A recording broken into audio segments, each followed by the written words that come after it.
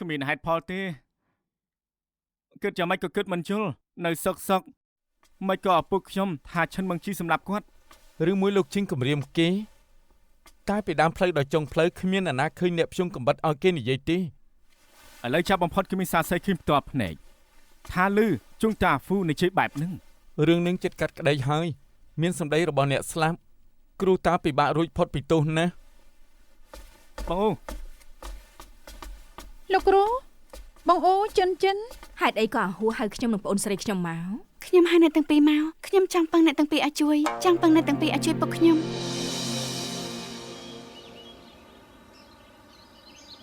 ฮอนนี่เปิดยัดระเลียหอมบ้องมันจ้าในยีจมูกเกตีไอ้แต่ในยีแต่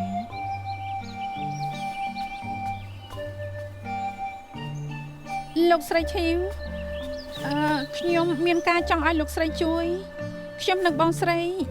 มาสมปังลูกใส่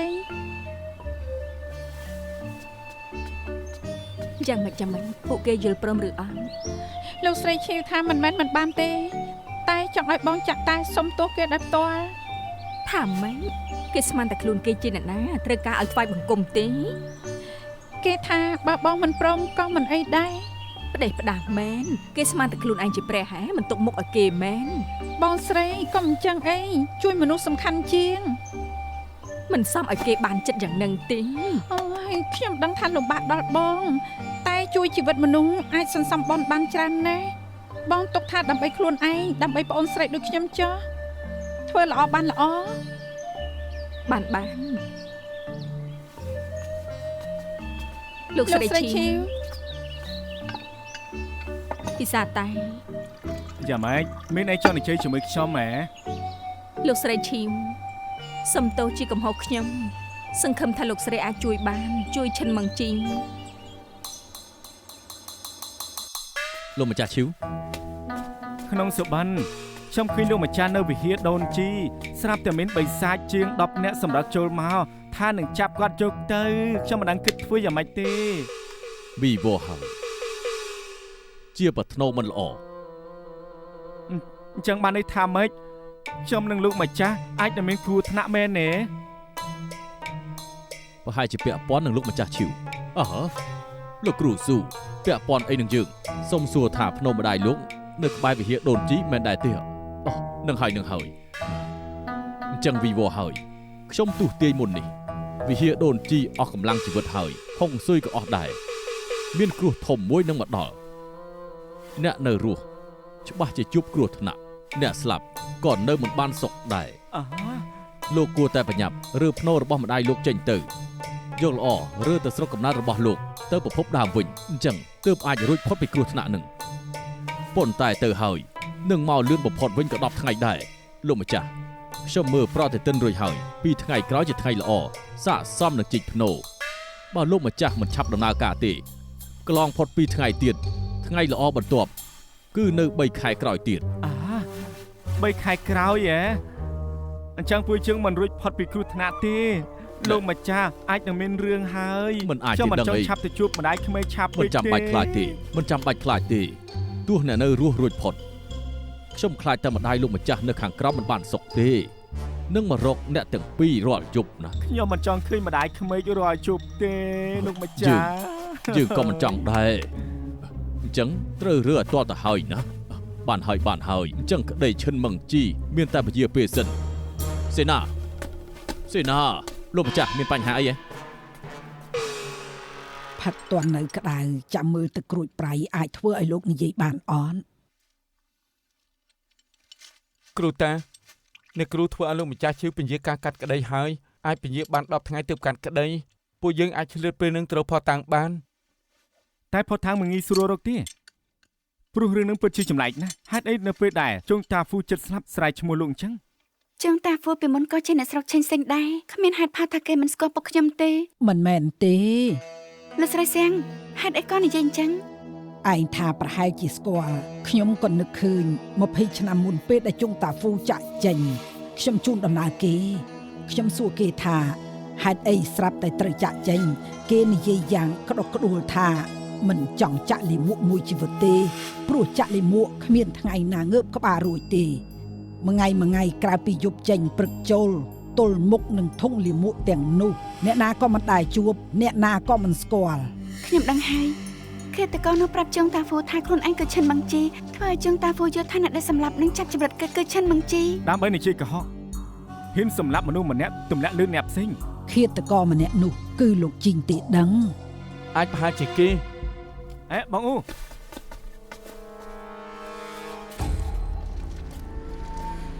អូចាវីនៅហ៊ានមកទៀតទេ មួយរយៈមុនខ្ញុំឈឺឥឡូវខ្ញុំជាមកធ្វើការវិញ លោកគ្មានសិទ្ធិធ្វើមេកង់ទេ មុនលោកម្ចាស់ឈឺទៅស្រុកយល់ព្រមដោយផ្ទាល់ឲ្យខ្ញុំធ្វើការវិញអូយ៉ាងវិញលោកសម្រាប់ចាំងតាសានទៅកាំងពេលនេះបាត់ខ្លួនសត្វតែពាក់ព័ន្ធនឹងលោក លោកយល់ស្អី ក៏មូលបង្កាច់មនុស្សល្អណាស់លោកថាខ្ញុំសម្រាប់មនុស្សឯណាផតតាំងលោករកស្អីហ៎រកឃើញនៅរកឃើញនៅអូឃាតករដែលសម្រាប់ចាំងតាសានដៃគេមានស្នាមម្នាក់នោះមិនមែនខ្ញុំទេគឺលូពីវ ណែនាងចង់ធ្វើហ្នឹងនាងចង់ធ្វើ លោកជីងចង់សម្លាប់ឯងឲ្យពុកខ្ញុំជួយឯងឥឡូវឯងបែរជាចាប់ពុកខ្ញុំប្រកល់ឲ្យលោកជីងថែមទាំងមុតបង្កាច់គាត់ថាសម្លាប់មនុស្សទៀតហ៎ ខ្ញុំមិនដឹងថានាងនិយាយស្អីទេខ្ញុំទៅធ្វើការហើយចិនម៉ងជាសម្លាប់មនុស្សមានផតតាំងនឹងសាកសីចាំតែដាច់ក្បាលទៅ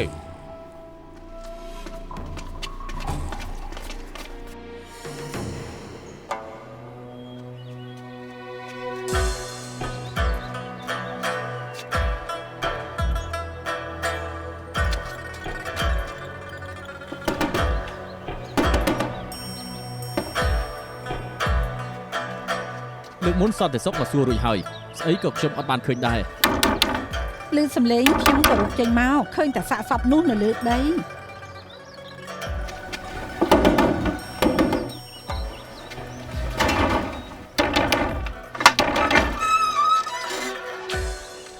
នាងរកអ្នកណា សុំសួរបន្តែថ្ងៃដែលជើងតាហ្វូត្រូវគេសម្លាប់តាប៉ូឡូមិនបានឃើញអីទេ ថ្ងៃនោះគ្រួសារខ្ញុំ4នាក់ទៅហូបការនៅស្រុកសានលីស្អីក៏អត់បានឃើញដែរ សន្តិសុខអមរពុទ្ធលោកទេ អត់ទេ នេះជាប្រាក់មួយចំនួនខ្ញុំឲ្យទៅលោកទាំងអស់លក្ខខណ្ឌគឺពួកលោកឡើងសាវនកម្មធ្វើសាក់សីថាឃើញឃាតករសម្លាប់មនុស្សមិនមែនឈិនម៉ាំងជីទេ អញ្ចឹងបើមិនមែនឈិនម៉ងជីជាអ្នកសម្លាប់អ្នកណាជាអ្នកសម្លាប់ និយាយរួមមិនមែនឈិនម៉ាំងជីឲ្យទៅលោកឡើងសាវនកម្មនិយាយពាក្យហ្នឹងប្រាក់ទាំងនេះជារបស់លោកហើយ មិនបានដោះចម្លែកខ្លាញ់មានទោសធ្ងន់ណាស់ កុំខ្វល់នឹងខ្ញុំបើមានទោសខ្ញុំជាប់គុក ធ្វើអញ្ចឹងមិនដូចលោកជីងទេហ៎ គឺធ្វើគ្រូបណ្ដឹងគឺអញ្ចឹងត្រូវតែប្រើល្បិចណាមួយពួកខ្ញុំមិនបានសម្លាប់មនុស្សមែន ឧបមាត្រូវគេដឹងនាងមិនត្រឹមតែនាំទុកដល់ខ្លួនឯងទេនាំទុកដល់គេមកគ្រួសារទៀត កុំខ្វល់នឹងខ្ញុំ ខ្ញុំត្រូវតែខ្វល់នឹងនាងទៅវិញជាមួយខ្ញុំ លេខដៃ ទៅវិញជាមួយខ្ញុំមកទៅវិញជាមួយខ្ញុំ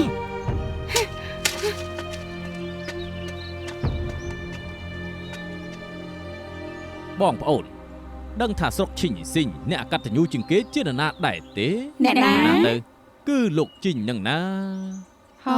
លោកជីង គេដឹងច្បាស់ថាម្ដាយគេរស់នៅផ្ទះមានគ្រោះថ្នាក់តែគេមិនព្រមយកគាត់មកនៅផ្ទះវិញទេសុកចិត្តចាំមើលគាត់ស្លាប់ មិនក៏សាំបាតម្លេះណោះ មិនក៏ធ្វើអញ្ចឹង គួរអាណិតចិត្តឪពុកម្ដាយនៅក្រោមមេឃលោកស្រីចំណាស់ផានយកល្អលោកស្រីកុំខឹងខ្លាំងពេកអី ខ្ញុំទៅរកគេដេញខ្ញុំចេញសូម្បីអ្នកបម្រើខ្ញុំក៏គេដណ្ដើមយកដែរ តើមានរឿងអី លោកគ្រូចាងលើកនេះលោកត្រូវតែជួយលោកស្រីចំណាស់ផានគាត់ទើបតែត្រូវលោកជីងដេញចេញមកគ្មានផ្ទះសម្បែងនៅទេ សំណាងស្រុកឈីងស៊ីងមានមនុស្សដូចលោកទើបមានមនុស្សធម៌តិចតួច ហុំបានទេ ហេតុអី អលួយហើយហូបក្រូចទៅ រលួយទើបឆ្ងាញ់យើងចង់ហូបជេ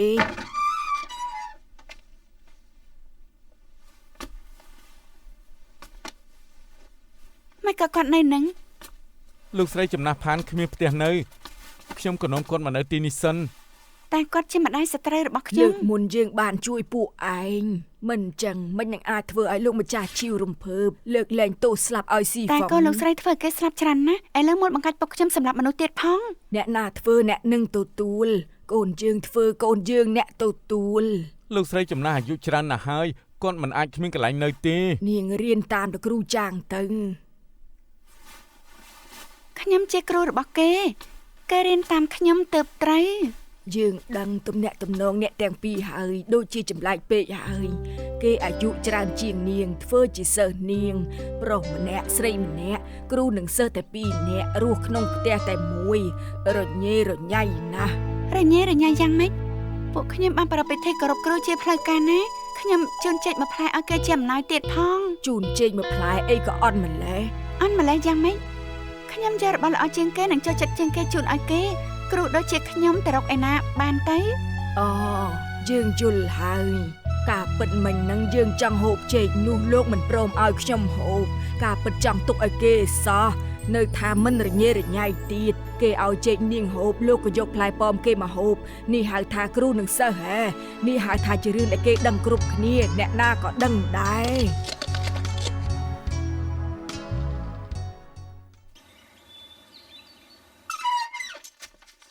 ចិន មិនក៏លោកនៅទីនេះពុកអាហួរថាពុកមានការចង់និយាយជាមួយខ្ញុំតែពីរនាក់ គឺឪពុកនេះហៅខ្ញុំមកថាមានការចង់និយាយជាមួយពួកយើង ហេ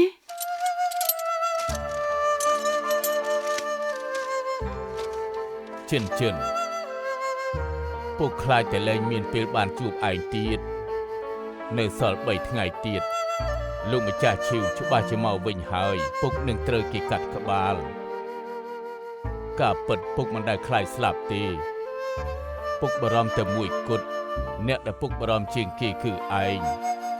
ពុកមិនសល់ពេលច្រើនទេមុនស្លាប់មានក្តីប្រាថ្នាតែមួយគឺអាចឃើញកូនរៀបការអាអ៊ូឯងយល់ព្រមនឹងយើងបានទេយកចិនធ្វើជាប្រពន្ធទៅមើលថែគេមួយជីវិត ពុកខ្ញុំ ដើម្បីសម្រេចបំណងលោកខ្ញុំយកព្រមខ្ញុំរៀបការជាមួយចិន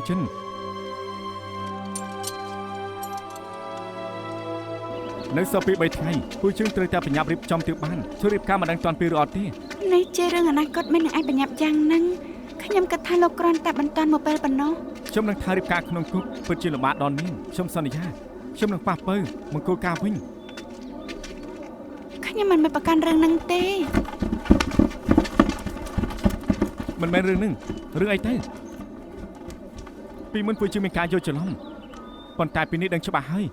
ពួកនាងមិនបានធ្វើឲ្យពួកពីស្លាប់ទេក៏មិនបានធ្វើឲ្យពួកខ្ញុំស្លាប់ដែររវាងពួកយើងលែងមានរនាំងហើយចិនខ្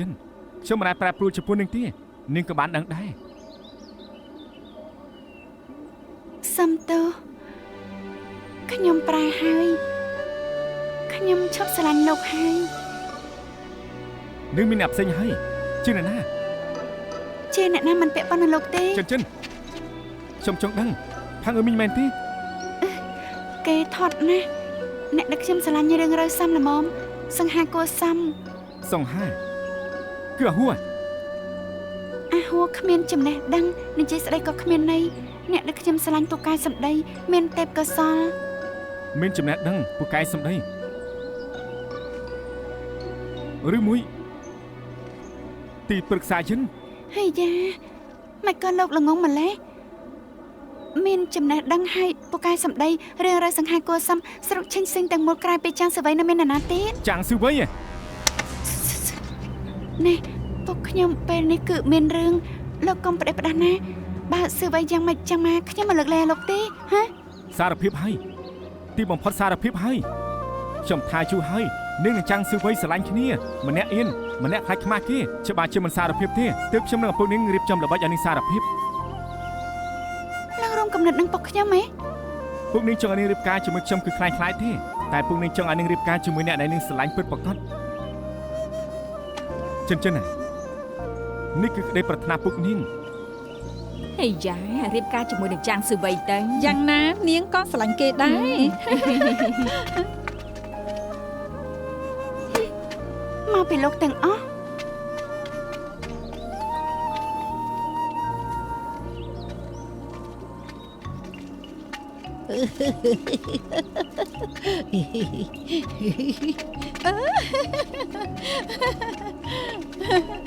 អបអរលោកគ្រូចាងរៀបការកុំភ្លេចអញ្ជើញពួកខ្ញុំផងណា កុំភ្លេចអញ្ជើញពួកខ្ញុំ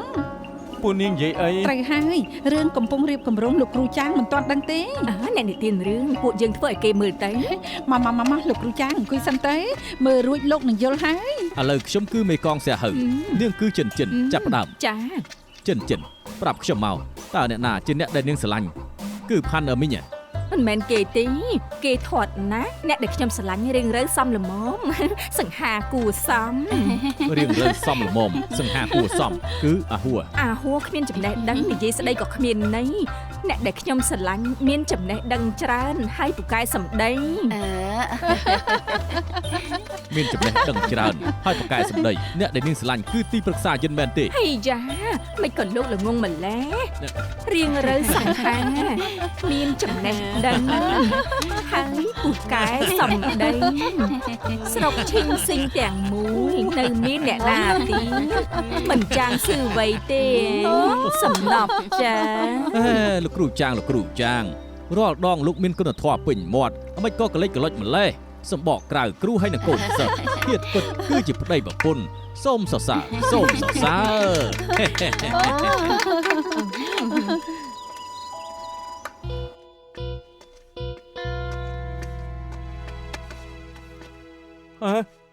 មកជុំគ្នាអស់ហើយចំពេលល្មមខ្ញុំទើបទិញម្ហូបរួចខ្ញុំទៅចំអិនបានហូបឥឡូវហើយ លោកគ្រូហេតុអីដល់ពេលនេះហើយនៅអាចធ្វើពុតដូចជាគ្មានរឿងអីទៀត មែនហើយសូម្បីណាក្រៅដូចខ្ញុំដើរតាមផ្លូវក៏លើគេនិយាយថាចិនស្រឡាញ់លោកដែរដឹងទេ ហើយយ៉ាលោកទៅមកពីផ្សារទិញម្ហូបគ្មានហេតុផលថាមិនលឺទេ ប្រហែលជាគេមានរឿងពិបាកនិយាយទើបនិយាយអញ្ចឹងទៅ ខ្លាចខ្ញុំខឹងឯងខ្ញុំនឹងគេលេងអីហើយខ្ញុំរួមគំនិតនឹងឪពុកគេសាកចិត្តគេទើបគេបង្ខំនិយាយការពិត បានជាអ្នកទាំងពីរស្រឡាញ់គ្នាអញ្ចឹងឆាប់រៀបការទៅ ខ្ញុំមិនអាចរៀបការជាមួយគេទេ ហេតុអី ចាងសវ័យដល់ពេលនេះហើយលោកនៅសំញ៉ាំទៀតខ្ញុំមិនចង់ឲ្យពុកខ្ញុំសោកស្ដាយទេ ខ្ញុំយល់ប៉ុន្តែ ខ្ញុំបាននិយាយចេញមកហើយលោកជាប្រុសមិនហ៊ាននិយាយចេញទេហ៎ ពួកយើងជាគ្រូនិងសិស្សណា ងាយស្រួលទេទីនេះយើងអាយុច្រើនជាងគេយើងជួយដោះស្រាយឲ្យ លោកស្រីចំណាស់យោបល់ល្អមែនម្យ៉ាងដែរ អេសម្រាប់អញ្ចឹងចុះ ទំនាក់ទំនងគ្រូនិងសិស្សអាចបំបត្តិបានដែរ ត្រាត់ដេញគេចេញពីកន្លែងមែនទេ មិនបាច់ស្មុគស្មាញយ៉ាងនឹងទេលោកថាពេលដែលគោរពគ្រូជូនចេកឲ្យគេមួយផ្លែអញ្ចឹងបើគ្មានចេកនេះទេអ្នកទាំងពីរឡើងជាគ្រូនឹងសិស្សហើយមែនអត់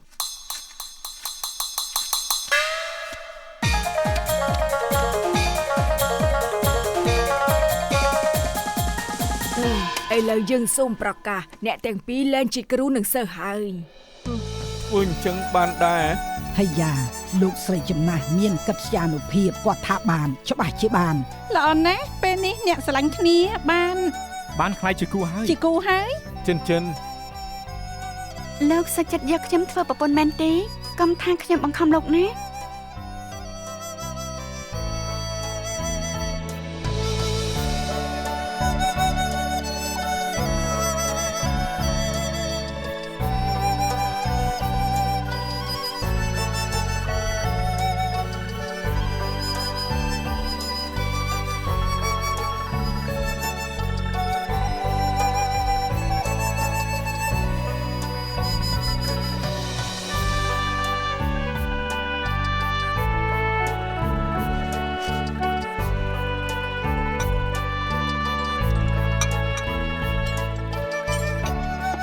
ពុកក្មេក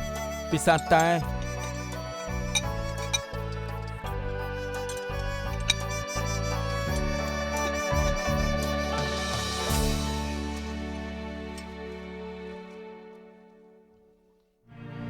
ិនកូនស្រីយើងឆ្លាតតាំងពីតូចសម្បូរគំនិតមានការគិតរបស់ខ្លួនឯង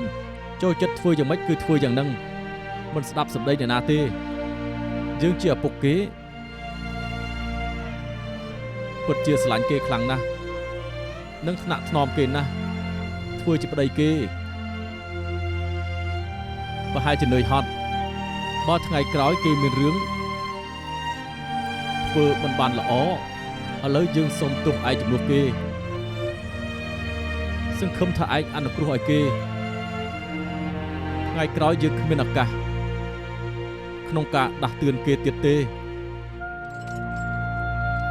យើងបកគលចិនឲ្យឯងហើយ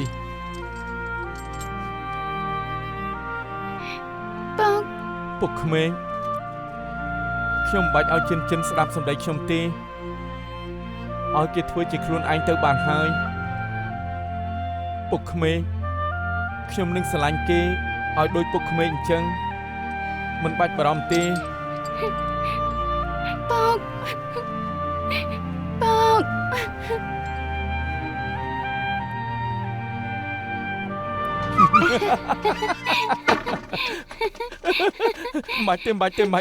មិនទេពួកយើងខាត់ស្រាខ្វាយដៃគ្នាបងរត់ចេញមកធ្វើអីបងមានរឿងសំខាន់មួយមិនទាន់ធ្វើរឿងអីបងគ្មានឪពុកម្ដាយតាំងពីតូចអ្នកបង្រៀនបងឲ្យធ្វើជាមនុស្សមានតែលោកគ្រូខុងជឿទេថ្ងៃនេះបងបង្កើតគ្រួសារបងចង់លើកតែជូនគាត់ហើយនិយាយប្រាប់គាត់បងពិតជាចាស់កំរិលមែនអូនភ្លេចហើយហ៎ពួកយើងជួបគ្នាលើកទី1ក៏នៅទីនេះដែរលោកគ្រូខុងជឿសិស្សស៊ឺវ័យមានប្រពន្ធឈ្មោះចិនមកគោរពសូមអរគុណលោកគ្រូថ្ងៃនេះសិស្សបានធ្វើតាមសម្ដីរបស់លោកគ្រូវ័យ30រៀបការដណ្ដឹងបានប្រពន្ធល្អម្នាក់សិស្សសច្ចាថាថ្ងៃក្រោយសិស្សនឹងខំធ្វើជាមនុស្សល្អយកគំរូតាមលោកគ្រូ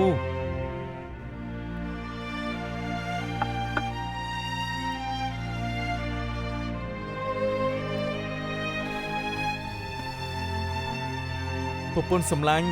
ពួកយើងអាចជួបបន្ទប់បានហើយឈប់សិនមែននឹងបងថាពួកយើងជួបគ្នាលើកទី1នៅទីនេះអូននឹកឃើញបងជំពាក់អូនរបស់ម្យ៉ាងជំពាក់របស់ម្យ៉ាងបងជួបអូនលើកទី1បងស្ទាបគូតអូនពេលនេះអូនត្រូវស្ទាបគូតបងវិញ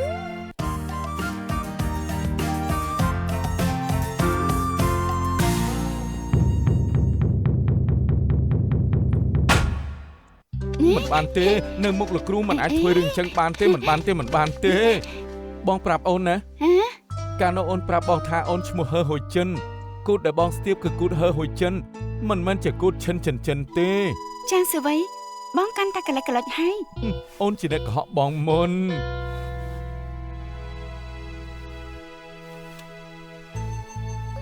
អូនសួរបងខឹងខ្លាំងជាងគេគឺអូនកុហកបងមែនទេប្រកាសជាខឹងហើយមួយជីវិតបងស្អប់បំផុតគឺមានគេកុហកបងតែឥឡូវឡើងអញ្ចឹងហើយគឺអូនជាអ្នកបង្រៀនបងថាមានពេលខ្លះចាំបាច់ត្រូវតែកុហកក្នុងបំណងល្អពីមុនបងពិតជាបង្វិចច្រើនពេកមិនចេះបត់បែនក្រោយពេលបានស្គាល់អូនសប្បាយចិត្តជាងមុនច្រើនមិននឹងពេលគ្រប់ដូនតាបងថាអូនមិនបាច់កែប្រែដើម្បីបងទេឲ្យអូនធ្វើជាអូនខ្លួនឯងទៅបានហើយជាការពិតមែនទេ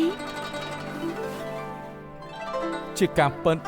បងស្រឡាញ់ធាតុដើមចិនបែបនឹងមែន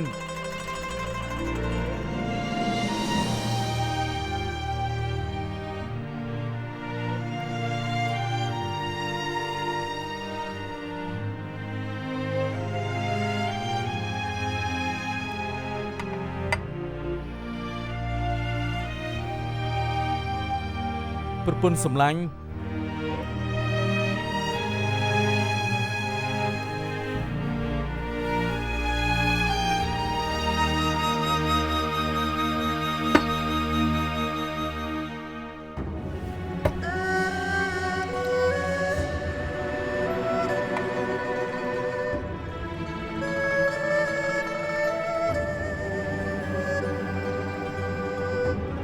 លោកប្តី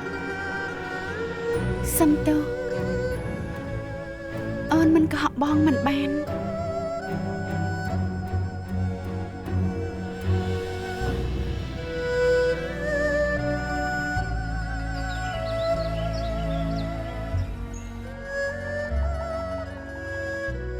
ហេតុអីគ្រូបណ្ដឹងចាងយូរហើយនៅមិនទាន់មកទៀត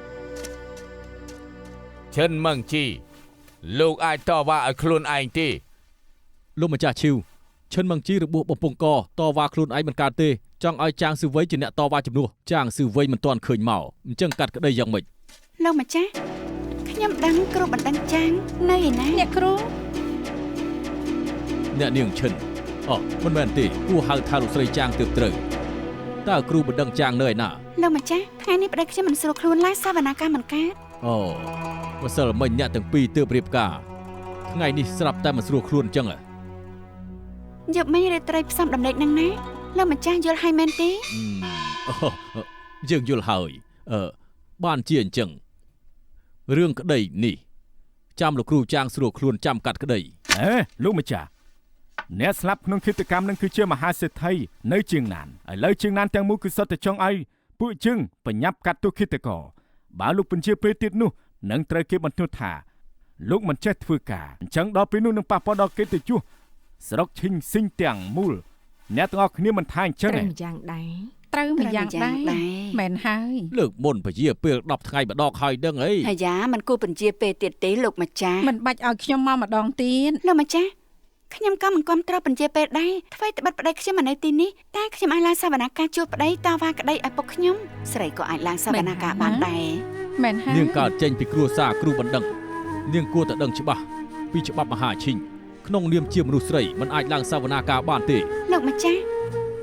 ខ្ញុំដឹងសំណុំពរនេះគឺច្បាប់មិនអនុញ្ញាតឲ្យទេតែខ្ញុំជឿថាក្រៅពីច្បាប់យ៉ាងណាអាចយល់ពីមនោសញ្ចេតនាខ្ញុំនៅជាមួយពុកខ្ញុំតាំងពីតូចមកមនោសញ្ចេតនាច្រើនណាស់ពេលនេះឃើញពុកខ្ញុំត្រូវជន់អាក្រក់ព្យាបាទរងទុក្ខជាប់ចោទនិងគ្រោះថ្នាក់ដល់ជីវិតខ្ញុំក្នុងនាមជាកូនស្រីមិននឹងអាចអាប់ដៃឈរមើលកើតពេលមុនមានហោមកឡានចេញច្បាំងជួឪពុកសង្ឃឹមថាឈិនចិញ្ចិនខ្ញុំថ្ងៃនេះអាចជួយឪពុកខ្ញុំជួបប្តីសងភាពស្អាតស្អំឲ្យពុកខ្ញុំវិញបំរើគាត់ដល់វ័យជរាខ្ញុំក្នុងនាមជាកូនស្រីពិតជាមិនអាចបើកភ្នែកមើលពុកខ្ញុំស្លាប់ដោយអយុត្តិធម៌នោះទេខ្ញុំដឹងថាលោកម្ចាស់ពីដើមមកកតញ្ញូនឹងម្ដាយណាស់ច្បាស់ជាយល់ពីក្តីឈឺចាប់ដើមឈើចង់ស្ងាត់តែខ្យល់មិនស្ងាត់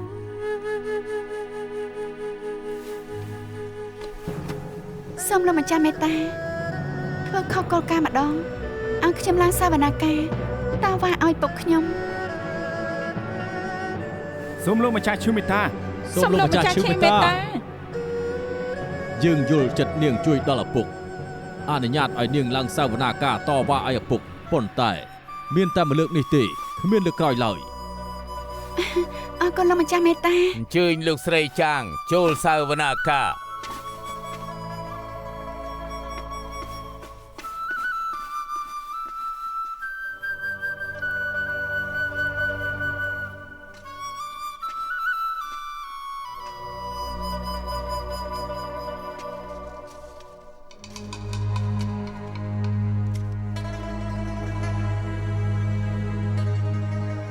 លោកម្ចាស់ឈីវ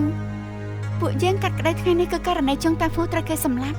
ឆ្លងកាត់ខ្ញុំស្រាវជ្រាវករណីយ៉ាងលម្អិតយល់ថាបើកពលាធាតុពិតសំខាន់ថានៅចុងស៊ឺជាដែលជាកូនប្រុសចុងតាហ្វូសូមលោកម្ចាស់អនុញ្ញាតឲ្យខ្ញុំហៅចុងស៊ឺជាមកបំភ្លឺ អញ្ជើញចុងស៊ឺជា លោកម្ចាស់ឈឺ ចុងស៊ឺជាឆិនម៉ាំងជីត្រូវគេចោទថាសម្លាប់ចុងតាហ្វូឪពុកលោកលោកយល់ថាគេជាឃាតករមែនឬអត់ ឆិនមឹងជីច្បាស់ជាមិនជាឃាតករហើយព្រោះឆិនមឹងជីអត់ពាក់ព័ន្ធនឹងករណីនឹងទេ អញ្ចឹងលោកយល់ថាអ្នកណាទើបជាឃាតករពិត គឺលោកជីងលើកមុនគេចាប់ចម្រិតខ្ញុំទីប្រាប់ពីឪពុកខ្ញុំក្រោយមកក៏ចាប់ឪពុកខ្ញុំចម្រិតប្រាប់ពីខ្ញុំទៀតគេជាឃាតករសម្រាប់ឪពុកខ្ញុំ ក្រក់តាំងពីដើមមក លោកម្ចាស់ខ្ញុំចង់ប្តឹងជុងស៊ឺជាមួយបង្កាច់ខ្ញុំ លោកជីងថ្ងៃនេះលោកមានសិទ្ធិត្រឹមតែស្ដាប់ការកាត់ក្តីប៉ុណ្ណោះ លោកម្ចាស់ក្នុងនាមខ្ញុំជាគ្រូមិនដឹងមិនតវ៉ាខ្លួនឯងព្រមលិខិតមិនអានអគ្រោះនោះឡើយ យើងឲ្យលោកតវ៉ាចុះ ជុងស៊ឺជាលើកមុននៅពេលដែលលោកមកបំភ្លឺថាខ្លួនឯងមិនបានធ្វើជាសិស្សខ្ញុំហើយក៏បានទៅស្រុកឯជើរបស់ខ្លួនវិញពេលនេះបែរមកនិយាយថាខ្ញុំចាប់លោកចម្រិតទីប្រាប់ពីឪពុកលោកម្ចាស់សាលាស្រុកបានកត់ត្រាករណីនេះចម្លើយរបស់គេត្រឡប់ទៅនឹងមិនអាចយកជាការបានឡើយ លោកម្ចាស់ចម្លើយចុងស៊ឺជាត្រឡប់ទៅលិនគឺព្រោះតែត្រូវគេគម្រាមសិតសាន ជុងស៊ឺជាតើរឿងវាយ៉ាងម៉េចទៅវិញលោកឆាប់និយាយឲ្យច្បាស់ភ្លាមមក លោកម្ចាស់ឈឺលើកមុនខ្ញុំត្រូវលោកជិញចាប់ទៅមែនអ្វីដែលគ្រូចាងនិយាយគឺជាការពិតខ្ញុំត្រូវបានគេឃុំក្នុងបន្ទប់សម្ងាត់ជាមួយនឹងឆិនម៉ាំងជីក្រោយមកអ្នកប្រផាន់ក៏បានមកជួយខ្ញុំមិននឹកស្មានថាលោកជិញក៏ស្រាប់តែមកទាន់ឆិនម៉ាំងជីដើម្បីជួយដល់ខ្ញុំក៏ឲ្យខ្ញុំរត់ទៅមុន ចាប់បន្ទាប់មកពេលលោករកខ្លួនយ៉ាងម៉េចទៀត នៅពេលដែលខ្ញុំរួចខ្លួនតាមឡែកគឺខ្ញុំចង់ទៅរកពួកខ្ញុំស្មានមកដល់ថាត្រូវលោកជីងចាប់យកទៅទេគេឲ្យខ្ញុំប្រមូលប្រាក់យកមនុស្សពួកខ្ញុំថែមទៀតបង្ខំឲ្យខ្ញុំខកនៅក្នុងសវនាការលើកមកខ្ញុំជួយឲ្យពួកខ្ញុំទើបនឹងជ័យកុហក អញ្ចឹងបានន័យថាលោកចេញចាប់ចម្រិត2ដងបង្ខំឲ្យលោកផ្ដល់ចម្លើយខ្លាំងៗឲ្យរួចផុតបន់ល្មើសខ្លួនឯងសត្វតែឆ្លងកាត់ការរៀបចំយ៉ាងម៉ត់ចត់ទេ បាទការប្រមូលប្រាក់គេប្រាប់ឲ្យខ្ញុំប្រយ័ត្នប្រយែងកុំឲ្យអ្នកណាសង្ស័យខ្ញុំក៏ទៅស្រុកឲ្យជើយកប្រាក់ 100,000 ដំណឹងបន្ទាប់មកក៏ចូលមកបន្តទៀត ចាស់តាមមកទៀតលោកក៏យកប្រាក់ទៅឲ្យគេ នៅថ្ងៃកើតហេតុគេđangថាមានសន្តិសុខតាមដានខ្ញុំចលោឆ្វេងវាយស្ដាំបញ្ជាខ្ញុំយកក្តារសាយមួយបាវបញ្ឆោតពួកមេកងសេហ៊ូតាមកាពិតអ្នកបម្រើខ្ញុំពីរនាក់ទៀតយកប្រាក់ 200,000 ដំណឹងទៅផ្លូវខាងក្រៅក្រុង ថ្ងៃនោះអ្នកទាំងពីរយកប្រាក់ទៅឲ្យគេមានដំណាក់កាលយ៉ាងម៉េចខ្លះ ថ្ងៃនោះពួកខ្ញុំប្រើបាវធំមួយច្រកกระดาษប្រាក់ហើយយកទៅដាក់នៅកលៀតផ្លូវតូចមួយរួចហើយក៏បញ្ញាប់បញ្ញាល់ចាក់ចេញ លោកជីងយើងបានធ្វើតាមគំនិតឯងហើយហេតុអីក៏ឯងមិនព្រមដោះលែងឪពុកយើងសម្រាប់គាត់ទៀតហេតុអីឯងនឹងជិះទៅនឹងជិះមកមិនរកផតាមមកចេះថាយើងចាប់ឪពុកឯងយើងមានសរសេរសម្បត្តិឬអត់យើងមានផ្ញើចំណាក់ឲ្យឯងដែរអត់យើងប្រាប់ពាក្យចម្រិតដែរទេឯងច្បាស់ជាមិនចេញមុខដល់ខ្លួនឯងហើយឯងឲ្យអ្នកពាក់របាំងមុខនោះមកនិយាយជាមួយយើងអញ្ចឹងគឺត្រូវហើយអ្នកពាក់របាំងមុខអ្នកណាក៏បានដែរលោកម្ចាស់ឈឺក៏បានអ្នកទាំងពីរក៏បាន ឃើញតបភ្នែកហើយយើងយកกระดาษប្រាក់នោះមែនដែរទេឬមួយក៏លោកឬមួយក៏នាង តើអ្នកទាំងពីរមិនឃើញឬអត់ ពួកខ្ញុំមិនបានឃើញផ្ទាល់ភ្នែកទេ លោកម្ចាស់ឈឺលោកក៏បានដឹងច្បាស់ហើយជងសើជឿគ្មានផុតតាំងនឹងសាស័យមូលបង្កាច់ខ្ញុំមែនហើយប្រហែលជាគេមិនបានធ្វើជាសិស្សខ្ញុំដូច្នេះហើយក្នុងចិត្តគុំគុណមូលបង្កាច់ខ្ញុំក៏ថាបានដែរយើងអត់ទេ លោកម្ចាស់ឈីវយើងតាមចម្លើយស័ក្តិសិទ្ធិទាំងអស់កំណត់ត្រាទិញលក់ដីធ្លីគ្រួសារជុងនិងកំណត់ត្រាផ្ទេរប្រាក់ពីហាងប្រាក់ទិញហ្វុងសឹងទាំងនេះសុទ្ធតែអាចបញ្ជាក់ថាជុងតាហ្វូត្រូវគេចាប់ចម្រិតមែន ខ្ញុំមិនបានជំទាស់ថាគេមិនរងគ្រោះចាប់ចម្រិតឡើយខ្ញុំឯកភាពទៀតផងតែថាអ្នកដែលចាប់ចម្រិតគេគឺឈិនមង្ជីនៅពេលដែលជោគប្រាក់រួចក៏សម្លាប់មនុស្សបំបិតមាត់យើងអត់ទេ ពុកខ្ញុំជាអ្នកមានសមត្ថភាពកម្ពុជាឆ្លៀសវៃបើគាត់មានប្រាក់ច្រើនយ៉ាងហ្នឹងមែនគាត់នៅស្រុកឆេងសេងទៀតទេលោកយល់តែគាត់ល្ងងដល់ថ្នាក់តែសម្លាប់មនុស្សរួចចាំតែកន្លែងកាត់ហេតុឲ្យគេចាប់តាមមែនទេ ច្បាស់ជាមិនងងនៅឯគេចាប់ឡើយនៅពេលដែលគេសម្លាប់មនុស្សរួចភ័យដល់ថ្នាក់លួចព្រលឹងចង់រត់ក៏រត់មិនកើតអូនៅមានទៀតនៅពេលដែលជុងតាហ្វូចិត្តស្លាប់គេបានស្រែកឮថាឈិនមង្ជីសម្លាប់ខ្ញុំឈិនមង្ជីសម្លាប់ខ្ញុំលោកម្ចាស់ខ្ញុំចង់អញ្ជើញសាស័យឃើញផ្ទាល់ភ្នែកមកបំភ្លឺ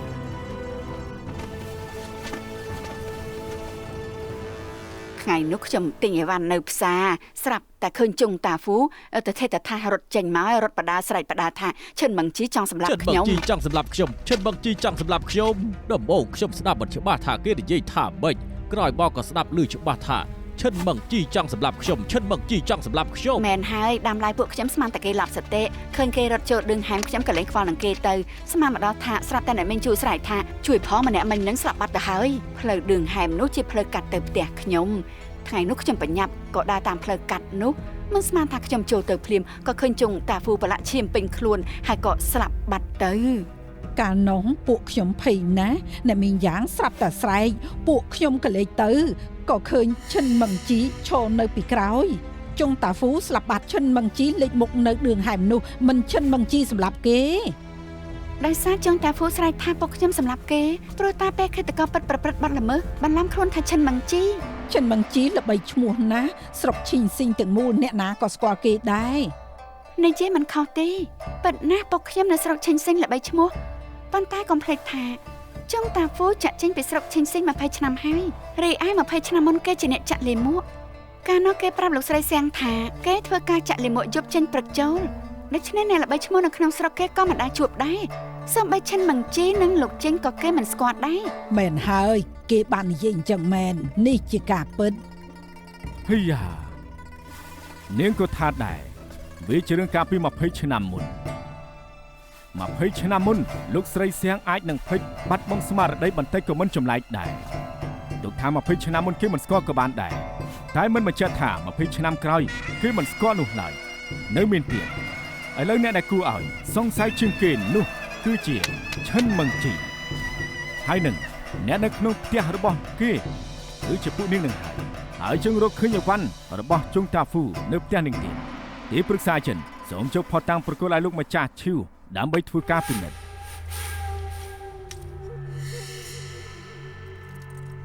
សរសេរឈ្មោះជុងតាហ្វូមែន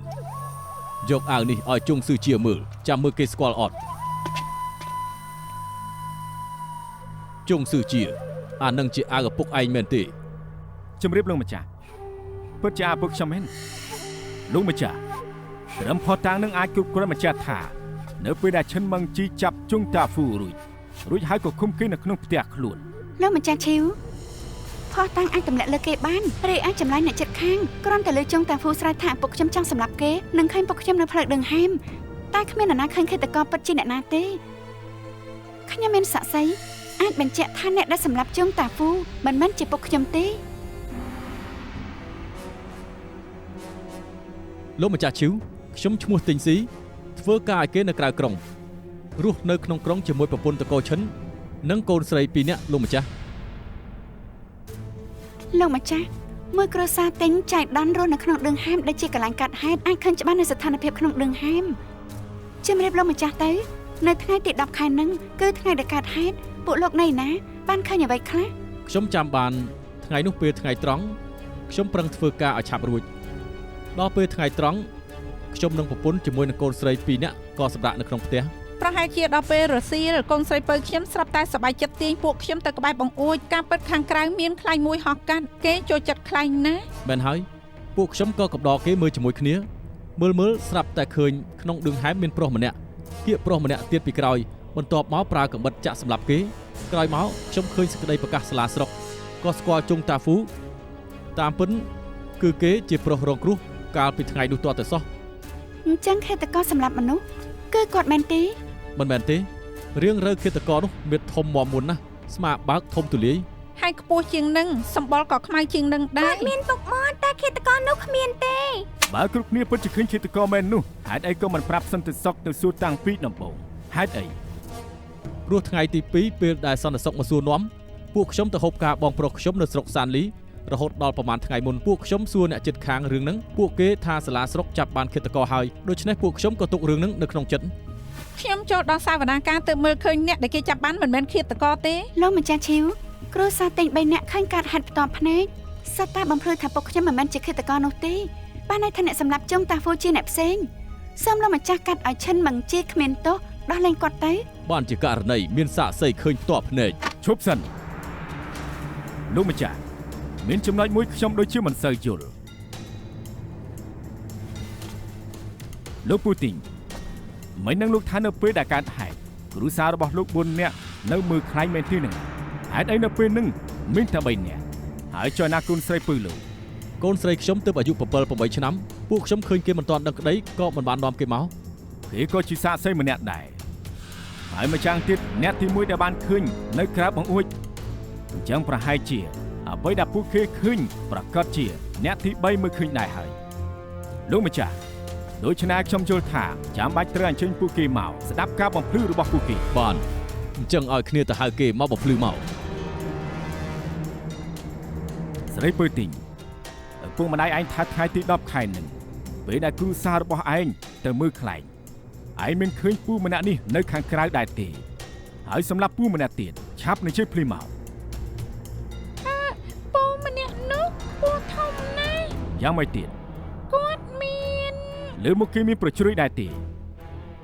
គេមានពុកមាត់ដែរអត់មានពុកមាត់ឬមួយក៏ពុកចង្កា ខ្ញុំភ្លេចបាត់ហើយ លោកម្ចាស់ស្រីពៅទិញអាយុទៅ7-8ឆ្នាំគេភ្លេចមិនចម្លែកទេខ្ញុំមិនយល់ថាចាំបាច់សួរទៀតទេ កន្លែងដែលឯងបានឃើញនោះរូបរាងបែបណា ខ្លាញ់មួយនោះខ្លាញ់នោះមានរាងមេអំបៅ ហើយពណ៌អ្វី ពណ៌ខៀវ មានស្នែងឬគ្មានស្នែង វាមាន មេអំបៅមានស្នែងដែរអីឯងនឹងជិះខកជើងឆាប្រាប់ជើងមកមេអំបៅរូបរាងបែបណា ខ្ញុំមិនដឹងទេខ្ញុំមិនបានឃើញខ្លាញ់ទេ កន្លែងកាលនោះផ្ទះឯងមើលខ្លាញ់មិនអញ្ចឹងហ៎ មិនមែនទេពួកខ្ញុំទៅផ្ទះលោកអ៊ំម៉ែ លោកម្ចាស់ស្រីពើទីងថាថ្ងៃដែលកើតហេតុគ្រូសាគេទាំង4នាក់អត់នៅផ្ទះទេគឺពូទីងនៃជ័យកុហកបោកប្រាស់លោកម្ចាស់ ទិញស៊ីឯងថ្លើមធំណាស់ហ៊ានកុហកបោកប្រាស់យើងផងលោកម្ចាស់ ខ្ញុំមិនហ៊ានបោកប្រាស់លោកម្ចាស់ទេគឺគេឲ្យប្រាក់ខ្ញុំច្រើនណាស់ឲ្យពួកខ្ញុំផ្ដល់ចម្លើយคล้ายៗលោកម្ចាស់ អ្នកគ្រូធ្វើអញ្ចឹងពិតជាល្ងើពេកហើយ ធ្ងន់ណាស់ បានស៊ីវ៉ៃដឹងច្បាស់ជាមិនអាចធ្វើអញ្ចឹងទេលោកម្ចាស់និយាយទៅករណីនឹងមិនពាក់ព័ន្ធនឹងខ្ញុំឡើយការពិតខ្ញុំបានស៊ើបដឹងហើយការពិតគ្រូសាទីងបានទៅហូបការនៅស្រុកសានលីយូមកហើយពេលលោកស្រីចាំងថាអញ្ចឹងពួកគេមកផ្ដល់ចម្លើយនោះខ្ញុំមានអារម្មណ៍ថាឆ្ងល់បាត់ទៅហើយតែខ្ញុំស្មានមកដល់សោះថាគេហ៊ានទិញទឹកចិត្តគ្រូសាទីងដើម្បីផ្ដល់ចម្លើយคล้ายៗ លោកម្ចាស់មកពីពួកខ្ញុំក្រីក្រពេកទើបលុបលន់មួយពេលប៉ុណ្ណោះត្រូវឈិនអូសទាញពួកខ្ញុំដឹងខុសហើយលោកម្ចាស់ យ៉ាងសិតតែចិនបើជាឲ្យពួកខ្ញុំធ្វើអញ្ចឹងគេបង្រៀនឲ្យពួកខ្ញុំនិយាយថាម៉េចធ្វើយ៉ាងម៉េចទើបកុហកលោកម្ចាស់បានទៀតផងមិនពាក់ព័ន្ធនឹងពួកខ្ញុំទេលោកម្ចាស់មកគ្រួសារទីពួកឯងចេញទៅសិនចុះលើកក្រោយសឹមមកកាត់ទោសទៀត អរគុណលោកម្ចាស់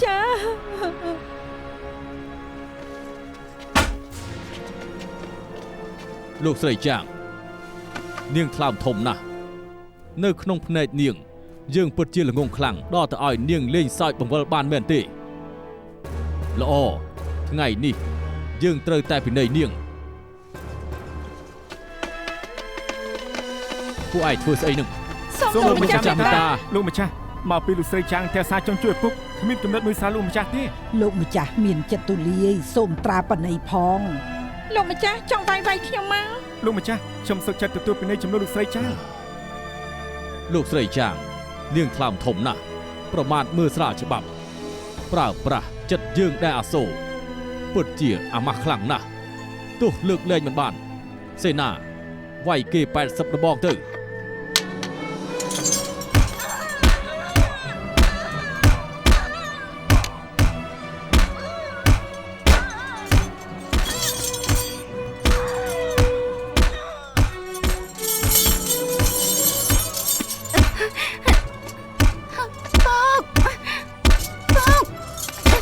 ចិនចិនចិនចិនចិន